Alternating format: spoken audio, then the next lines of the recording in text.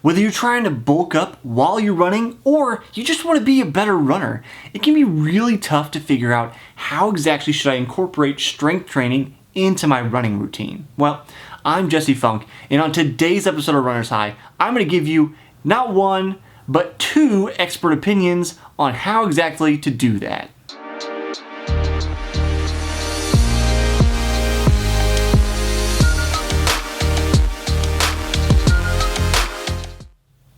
Normally in these videos, I get to be the expert. You're here with me on my channel, and I get to share with you the tips that I've learned over my 20 years of running competitively.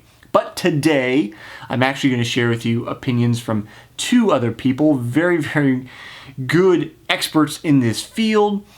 One of them is somebody I know personally, and she's a really great lady. The other one is a person who's been on my Smart Athlete podcast who's shared kind of in-depth information. I'm going to give his last. His is the kind of big tips, so stay around to the end. But first, I am actually going to give you a little bit of my background and a few things to watch out for as you're adding these routines in. My personal background with strength training in relation to running really started in high school. So we're going back a ways now, but it's important to tell you about this because there's a big pitfall here. So when I was doing this, I was doing my normal running after school for cross country or track, whatever season it was. And I was also taking a strength training class. And I did this multiple times, multiple semesters.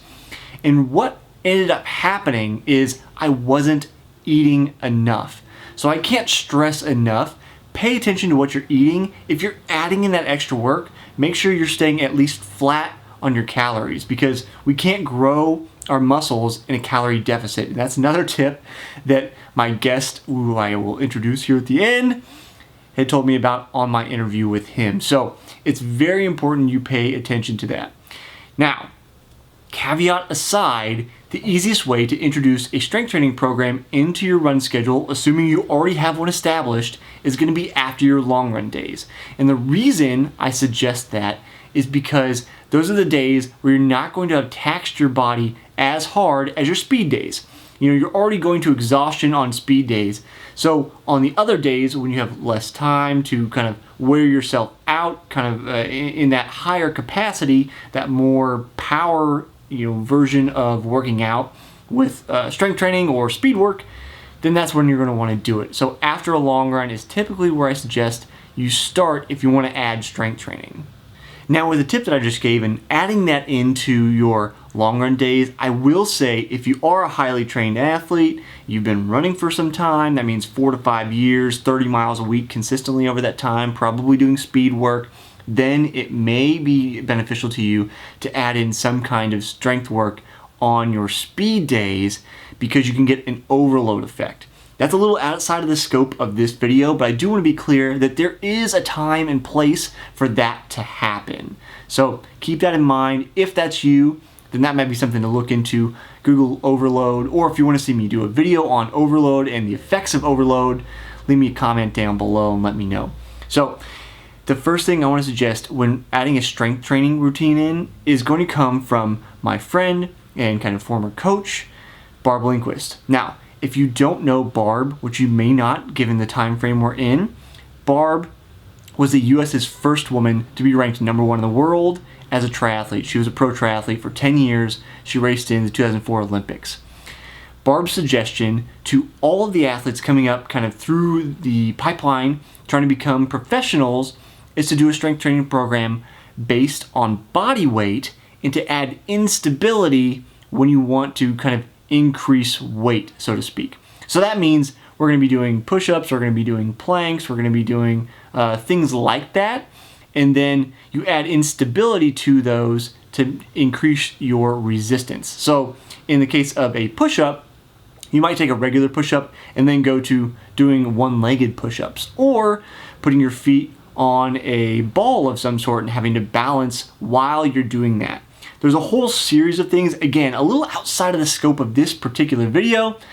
If you'd like to see another routine of me doing that and showing you kind of Barb's stuff and the things that she shared with me and a lot of athletes coming up to become professionals, let me know down in the comments below. I'd love to do another video. But that is her suggestion, and it's what she suggests and used as a pro. So you can trust with somebody who was #1 in the world, they were still doing it, it's probably still applicable to you. Before we move on, I should not forget to mention that the point of doing all these bodyweight exercises and not using weight is because we want to add strength to our body, but we don't want to add bulk or weight. Because as a runner or a triathlete, if you're like me, then the whole point is that you want to have a higher power to weight ratio. You want to be able to produce more power for the same or similar body weight. So it's important that you get stronger without adding a bunch of bulk on top of that. Again, if you'd like to see that demo routine, leave me a comment below. And as always, subscribe to the channel to stick around so you'll be able to see that here in the future. Now, my #1 tip actually comes from a guest I had on my show, the Smart Athlete Podcast.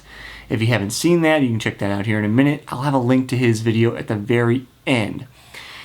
It's a professor at UC Berkeley, Dr. Keith Barr. Now, Keith actually studies the relationship between tendons and muscles, among other things, but this is one of the things he's really known for, is the kind of relationship between tendons, ligaments, muscles, how they all work together, how we augment them, how they affect performance, and all those kinds of things.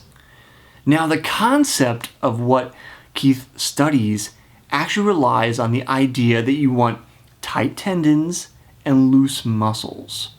That's because when you have tight tendons, you're able to transfer power more efficiently. So as Dr. Keith explains it in many of his lectures, he'll say, imagine there's a rock in front of me. So here I am, here you are, maybe you're the rock. So say I attach a rubber band to you and I'm trying to pull you towards me. That rubber band is going to continue to stretch and stretch and stretch. You're not going to move towards me very much. But if I change out that rubber band for a rope and then I pull, you're going to move much easier towards me than you would with the rubber band. And that's the whole idea between tight tendons. The tendons are what allow your loose muscles, those things that are contracting and trying to, drive power and move you through physical space. It allows you to transfer that power more effectively when they are tighter. So that's the whole idea behind what Dr. Keith suggests in the episode. So here we are finally at the secret, the thing I wanted to tell you about Dr. Keith Barr's research, and that is when you add that strength training routine in, if you're not looking to overload your muscles, you're not looking to gain extra fitness, meaning maybe you've been training for a while, you're already pretty strong, you don't think that strength training is going to add any actual extra power to you without adding bulk, then you want to look at possibly doing something with weight, higher weight, and lower reps. This is where Dr. Keith's research comes into play. And he basically shows us that through these loads, and he'll do different kinds of loads, say jumping or sometimes using weight. So it can just be body weight with jumping. Doing those kinds of things puts a load on our tendons. And we have to take a period of time of rest before they'll recuperate and then adapt and be able to grow stronger or tighter or kind of force more connections between our muscles and our tendons. So Dr. Keith, if you see this, I'm probably butchering your research, so look up his research independently, but that's the whole idea. And it's important to note that more is not better. And this is something he stresses, is that there is a period of time where you do a certain number of reps and that's it. Doing more does not help you at all. So it's actually kind of nice. So we can get them in, get it done pretty quickly and be done. And then you just have to wait. It's often at least a 24-hour period, sometimes longer. In a few cases of his research, it's shorter, but 24 hours is usually a pretty good adaptation period for most of what I've seen from him. And that means do your reps and stop. So you don't have a whole lot to do after you're done with your run, and you can incorporate it whichever day, strength training day on your long runs or your speed work, whatever you want to do. So the two ways basically to approach it, either Barb's way or Dr. Keith's way. If you want to work on muscles that aren't normally getting worked, or you're just beginning and you have a lot of neuromuscular advancement you can do, it's a fancy way of saying you haven't reached your peak, then do Barb's method. Add in those bodyweight exercises, work those muscle groups that you don't normally work the ones that you do normally work, all with body weight and instability. If you've gotten to the point where you've kind of plateaued there and you just need to transfer more power, take Dr. Keith's method into play, do those kind of higher load activities in lower reps short period of time, and then move on. So those are the two things you can do. If you want to see my entire interview with Dr. Keith, he's got so much more information to share on all kinds of subjects. It's actually my most popular episode to date. There should be a link right on the video coming up here soon. Click on that and check him out. As always, subscribe to the channel, and I'll see you next time on the next episode of Runner's High.